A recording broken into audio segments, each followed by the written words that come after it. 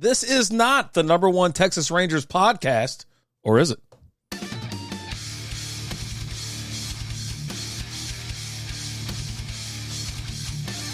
Welcome in. Happy Monday. Oh, I hope everybody had a great weekend. Hope all the moms out there had a phenomenal Mother's Day.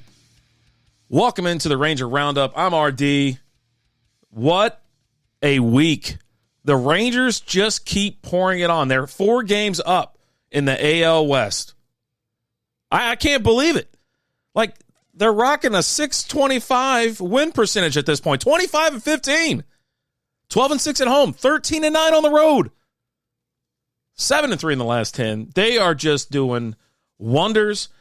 The complete package. Now, you know, sometimes when they give up runs, it's quite a bit. But they did polish. Listen, if you listened last week, I appreciate it.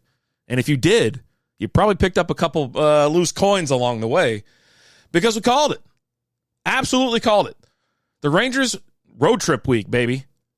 Headed on up to the Northwest. Found the Mariners up in Seattle. Monday, boop, 2-1. That's a dub. And then Tuesday, 5-0. They lost. It happens, right? And they close out the series with a 4-3 win on Wednesday. I said it last week. I go, they probably won't sweep the Mariners, but I go, they're going to win 2 out of 3. And bing, boom, bang, there we go. 2 out of 3. You got to win against bad teams. You have to. I mean, listen, the AL West, the Athletics only won 9 games. The Mariners are playing 500 baseball. They're not a bad team, but you still have to beat them. Speaking of the Athletics, Rangers rolled into Oakland on Thursday, won 4-0, shut them out. Athletics fought back, put up some runs, 9-7. Then Rangers goose-egged them on, was it Saturday? 5-0. And then yesterday, the Rangers poured it on, 11-3. Now, listen, 8 of those runs came in the top of the 8th. You know, as I'm sitting there watching the game, I'm like, all right, yeah, it's 3-1. Let's see what happens. At the bottom of the 7th, the Athletics, I don't know if it was a home run or not. I can't remember. Like, my brain is fried. But they scored 2 runs. I think it was a 2-run home run. And I go, well, that's a tie ball game. I'm like, oh, man, let's get out of this inning. And then they get into the top of the 8th, and here come the sticks. I'm telling you, it was phenomenal baseball to watch. My guy Jonah hit a triple. I think Garcia, he hit a homer. It was just unbelievable. I should pull up the box score, but I don't want to. Not gonna. We're going to keep on rocking and rolling. So they get out of there. Like I said, they weren't going to sweep the Athletics, but you take 3 out of 4 games, you're doing okay, right? So as I mentioned last week, I go, they're either in for a split or I think the Rangers could win 3 out of 4, and they should win 3 out of 4 in that matchup. Bam. Like, I'm feeling great. I think it's easy when they win, right? Because you're like, oh, yeah, look at me. I'm calling the shots, blah, blah, blah. Tougher week ahead of us this week, kids. Tonight, you got the Braves are in town in Arlington, which is a good thing, right? So you're back home. You're back home for the entire week. You got 3 games against the Braves. Then they get Thursday off. And then you have 3 games against the Rockies. So, listen, it's not going to be just a little cakewalk, snoozing right through it, So the NL East Braves, they're 25-15. They're 10-9 at home, 15-6 away. Their last 10 are 5-5. They've had a slight rough stretch the last 10 games. They don't know if they want to beat teams or not get beat. Now, listen, you get beat by the Blue Jays. They got swept by the Blue Jays. 3 games. Blue Jays are 23-16. Not a bad team. But when you take it in the chops like that, it's cause for concern for the Braves fan. Now, they had the Orioles earlier in the week. Actually, the Red Sox before that, or before the Blue Jays, and then you had the Orioles that closed out their week before. Listen, they split with the Sox, but then, you get swept by the Jays, you got some problems. There's some issues. So, with looking at that, what do I think is going to happen? With the Braves on a skid, and then they're on the road, the Rangers should win 2 out of 3.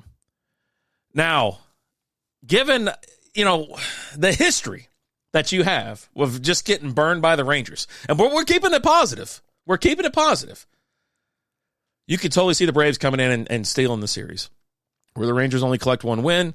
I don't see a sweep happening. Could it happen? Absolutely. But let's be realistic. They should. 2 out of 3, I think, is a reasonable expectation against the Braves at home. Then you got the Rockies. The Colorado Rockies. 3 games. Friday, Saturday, Sunday. Sunday's an afternoon game. 1:35. Hey, now we might be talking.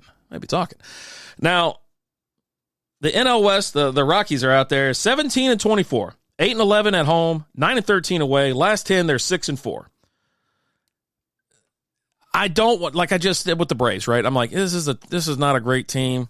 Completely opposite of what you see from the Braves. But I mean, they can get a dub here and there. Now they lost, they lost 2 of the games against the Phillies at home. Then they were against the Pirates. Pirates are a real good baseball team. They lost 2 out of 3 of that as well. So they won 2 out of 3 against the Pirates. So what my expectations of this game, I think we're looking at Rangers win the series 2-1. I don't see a sweep. Rangers just haven't been sweeping. So I think they'll be able to put enough in there, put enough effort in there. The sticks come into play. And let's not sleep on the pitching. The pitching, listen, pitcher of the week, Eovaldi. Nathan got out there, 8.2 innings pitched. There was 3 hits, 0 errors, 1 base on balls, well, as known as a walk, and 12 strikeouts. Now, that's his personal high, his career high, 12 strikeouts. Lights out. Right now, he's rocking a 2.70 ERA with a 5.2 record. And the guy's just doing great. Pitching 53 innings, 53.1 if you want to be specific. Got .99 on the whip. 56 Ks. He leads the team by far with strikeouts. The pitching has been complementing the hitting. We don't talk about pitching enough here, but it's definitely it's making the difference. Like I mentioned in the past weeks, the last time the Rangers had good, shut down, awesome pitching, they went back-to-back to the World Series. They made it to the World Series. They didn't win it, but they made it back-to-back, and they had pitchers. They had it. And then we're going to flip over to hitting.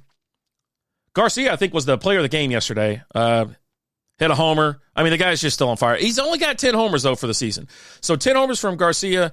Josh Young, according to Allen. I call him Jung because I look at how the name is, and I've heard the announcer say it as well. I'm like, I just call him Jung. Jung's got 8. Simeon was 7. Jonah Heim was 6. Jonah, my guy. I love watching Jonah play. I'm soft on catchers, though. That's just how it is. Oh, my goodness. Now, the OPS, the slug, the averages, they're all starting to kind of go back down, but I'll tell you something that's on its way up, and it's Heim. Jonah Heim's average at 315. And I'm pretty sure he leads the team at 315. Well, as a qualifier, let's just say that. Not the, people that have either been injured or out or not playing the games. But yeah, he right now, 315, got an OBP of 372, slugging 532 with an OPS of 904. Leads the team. And qualifying, certain number of bats, right? Let's just say you got to have at least 30 at bats to qualify for something like this. But right behind him with the OPS, you have Marcus Simeon, you got Duran, they're both in the 8s. You got Garcia, that he's 815.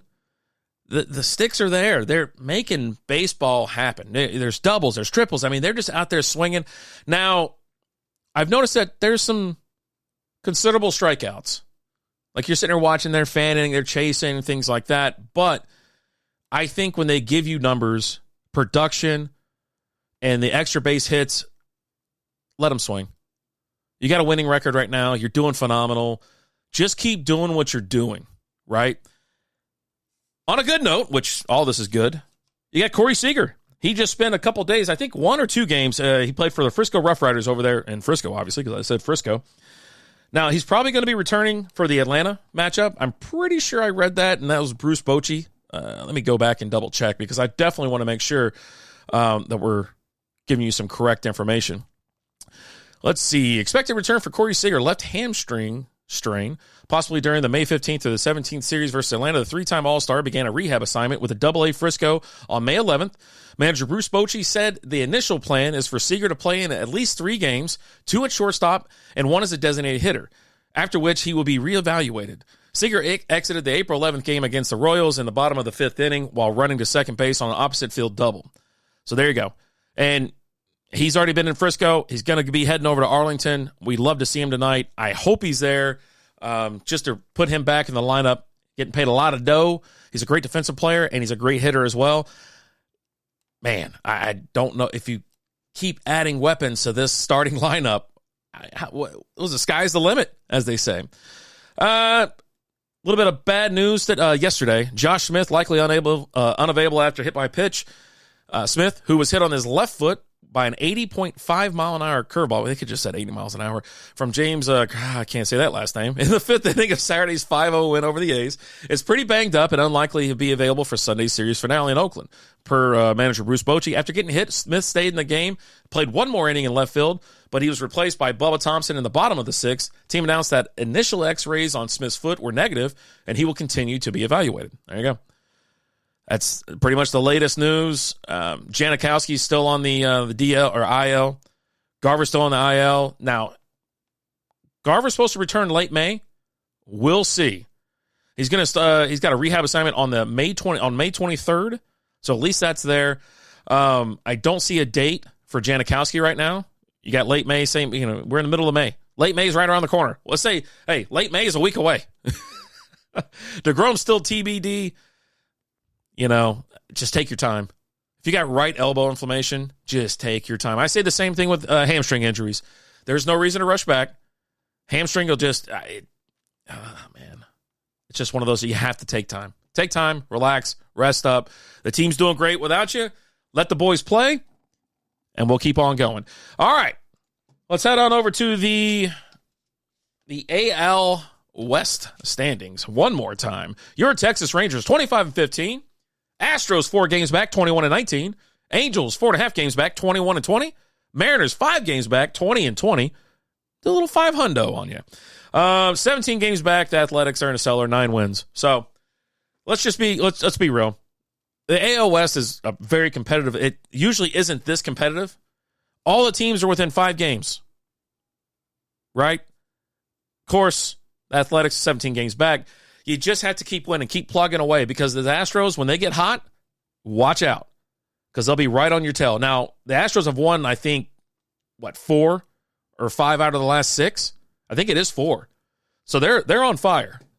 They're starting to warm up. Let me actually give you those numbers. See, last 10 games are 5-5. Angels are 4-6. Mariners are 6-4, and Athletics 3-7. Rangers, man, 7-3 in the last 10. They're just doing all the right things, You get those 2 wins, you lose a game. You get the 2 wins, you lose a game. You know what I mean? Just keep stacking dubs. Stay out in front of these teams, because they will start to catch you. Let's be honest. It's been a month and a half since the season started. I know we're very excited, but this is a marathon. We have, 4 more months of baseball, which is phenomenal. Not 4 more. I mean, if you include playoffs and things like that. I just want to see them keep playing. I love watching the games. The camaraderie, right? It's phenomenal, to be honest with you. It really is. And so that's going to do it for us today. Listen, I appreciate every single one of you for listening. I appreciate it. Thanks for hitting that subscribe, that follow button. And if you're not too busy, throw a rating out there. 5 stars if you're feeling generous, but you don't have to. But a rating would be great. You can catch this podcast wherever you stream your favorite podcast and least favorite podcast, such as Strikeout Beer. Strikeout Beer, Wednesdays, 7 p.m. Central Time. Hey, let's go, Rangers. Let's go, Rangers! Let's go, Rangers! Let's go, Rangers! Let's go, Rangers! Thanks for listening to the Roundup.